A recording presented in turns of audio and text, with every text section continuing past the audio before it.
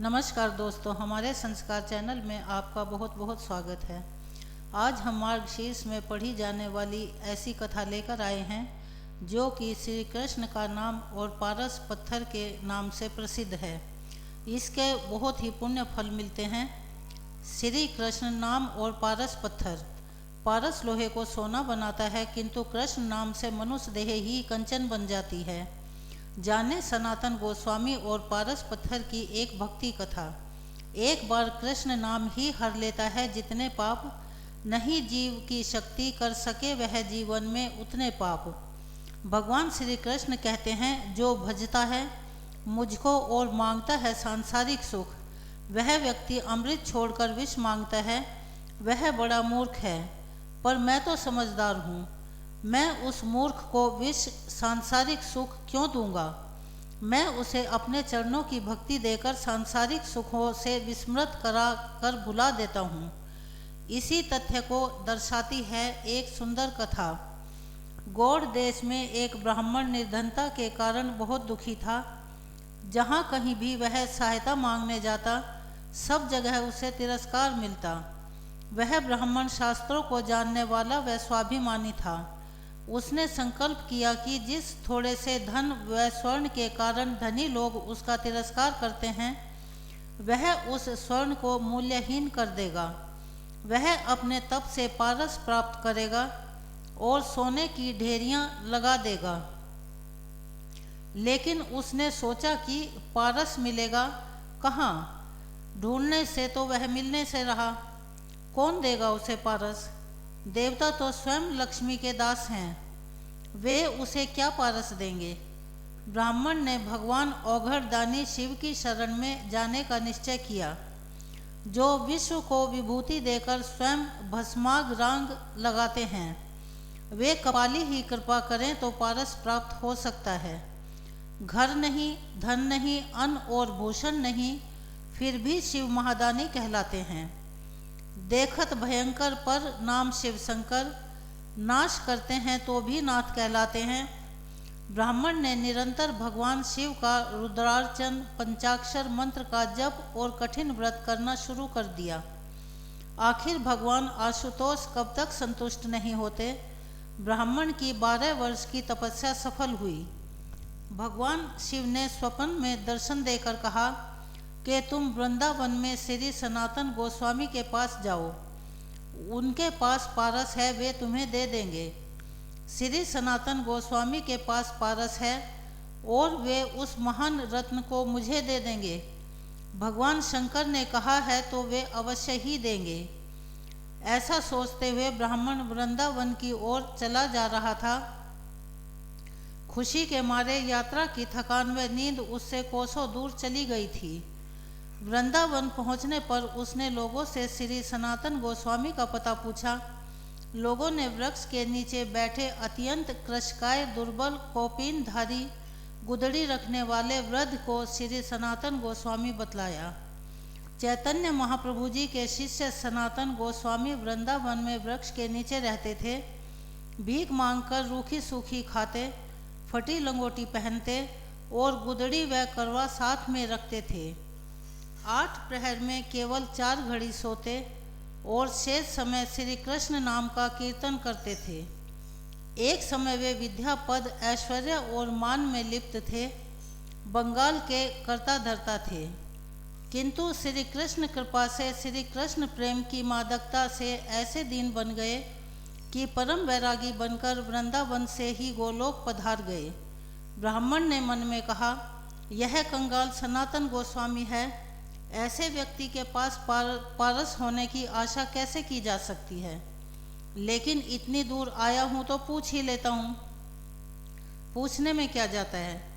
ब्राह्मण ने जब श्री सनातन गोस्वामी से पारस के बारे में पूछा तो उन्होंने कहा, इस समय तो मेरे पास नहीं है, मैं उसका क्या करता, क्योंकि गावे श्यामा श्यामा को ध्यावे श्यामा श्यामा, निरखे श्यामा श्याम को यही हमारो काम। श्री सनातन गोस्वामी ने बताया कि एक दिन मैं यमुना स्नान को जा रहा था तो रास्ते में पारस पत्थर पैर से टकरा गया। मैंने उसे वहीं यमुना जी की रेत में गाड़ दिया, जिससे किसी दिन यमुना स्नान से लौटते समय वह मुझे छू न जाए, क्योंकि उसे छू कर तो पुनः स्नान करना पड़ता है। तुम्हें चाहिए तो तुम उसे वहाँ से निकाल लो। श्री सनातन गोस्वामी ने जहाँ पारस गड़ा हुआ था, उस स्थान का पता ब्राह्मण को बतला दिया। रेत हटाने पर ब्राह्मण को पारस मिल गया। पारस की परीक्षा करने के लिए ब्राह्मण लोहे का एक टुकड़ा अपने साथ लाया था। जैसे ही ब्राह्मण ने लोहे को पारस से स्पर्श किया, वह स्वर्ण हो गया। पारस सही मिला है, इससे अत्यंत प्रसन्न होकर ब्राह्मण अपने गांव की ओर लौट चला। तभी ब्राह्मण के मन में एक प्रश्न कौंधा। उस संत के पास तो यह पारस था, फिर भी उसने इसे अपने पास नहीं रखा, बल्कि यह कहा कि अगर यह छू भी जाए तो उन्हें स्नान करना पड़ता है। अवश्य ही उनके पास पारस से भी अधिक कोई मूल्यवान वस्तु है। श्री कृष्ण नाम है कल्पतरु। ब्राह्मण लौटकर श्री सनातन गोस्वामी के पास आया और बोला, अवश्य ही आपके पास पारस से भी अधिक मूल्यवान वस्तु है, जिसके कारण आपने उसे त्याग दिया। ब्राह्मण को देखकर हंसते हुए श्री सनातन गोस्वामी ने कहा, पारस से बढ़कर श्री कृष्ण नाम रूपी कल्प वृक्ष मेरे पास है। कल्प वृक्ष सम है सदा करुणा में हरि नाम, चाह किए देता मुक्ति प्रेम किए ब्रजधाम। पारस से तो केवल सोना ही मिलता है, किंतु श्री कृष्ण नाम सब कुछ देने वाला कल्प वृक्ष है। उससे आप जो चाहेंगे वह प्राप्त होगा। ऐसा कोई कार्य नहीं है जो भगवान के नाम के आश्रय लेने पर ना हो। मुक्ति चाहोगे मुक्ति मिलेगी, परमानंद चाहोगे परमानंद मिलेगा, व्रज रस चाहोगे व्रज रस मिलेगा। श्री कृष्ण का एक नाम सब पापों का नाश करता है, भक्ति का उदय करता है, भवसागर से पार करता है और अंत में श्री कृष्ण की प्राप्ति करा देता है। एक कृष्ण नाम से इतना धन मिलता है। कृष्ण नाम ही स्वयं कृष्ण है, भजो सहित निष्ठा अविराम।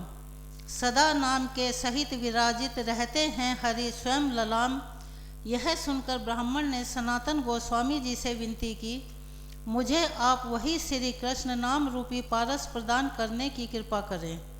श्री सनातन गोस्वामी ने कहा, उसकी प्राप्ति से पहले आपको इस पारस को यमुना में फेंकना पड़ेगा। ब्राह्मण ने यह गया पारस कहते हुए पूरी शक्ति से पारस को यमुना में दूर फेंक दिया। भगवान शिव की दीर्घकालीन तपस्या व संत के दर्शन से ब्राह्मण के मन व चित्त निर्मल हो गए थे। उसका धन का मोह समाप्त हो गया और वह भगवान की कृपा का पात्र बन गया। श्री सनातन गोस्वामी ने उसे श्री कृष्ण नाम की दीक्षा दी। वह श्री कृष्ण नाम जिसकी कृपा के एक कण से करोड़ों पारस बन जाते हैं। नाम रूपी पारस से तो सारा शरीर ही कंचन का हो जाता है। सभी रसायन हम करी नहीं नाम सम कोय, रंचक घट में संचरे सब तन कंचन होए। जो मेरे नामों का गान करके मेरे समीप प्रेम से रो उठते हैं, उनका मैं खरीदा हुआ गुलाम हूँ। यह जनार्दन दूसरे किसी के हाथ नहीं बिका है। जिसने एक बार श्री कृष्ण नाम का स्वाद ले लिया, उसे फिर अन्य सारे स्वाद रसहीन लगने लगते हैं। भव सागर से डूबते हुए प्राणी के लिए वह नौका है, मोक्ष चाहने वाले के लिए वह सच्चा मित्र है, मनुष्य को परमात्मा से मिलाने वाला सच्चा गुरु है, अंतःकरण की मलिन वासनाओं के नाश के लिए दिव्य औषधि है। यह मनुष्य को सुख से सुखदेव बना देता है ना सचमुच श्री कृष्ण नाम पारस से भी बढ़कर। जय श्री कृष्ण। दोस्तों, अगर आपको हमारी यह कहानी पसंद आई हो, हमारी वीडियो पसंद आई हो, तो प्लीज़ हमारे चैनल को सब्सक्राइब करें, ज़्यादा से ज़्यादा शेयर करें। अगर आपको हमारी इस वीडियो में कोई कमी नज़र आती है तो प्लीज़ हमें कमेंट करके बताएं। हम उसे सुधारने का भरपूर प्रयास करेंगे। हमें सहयोग करें।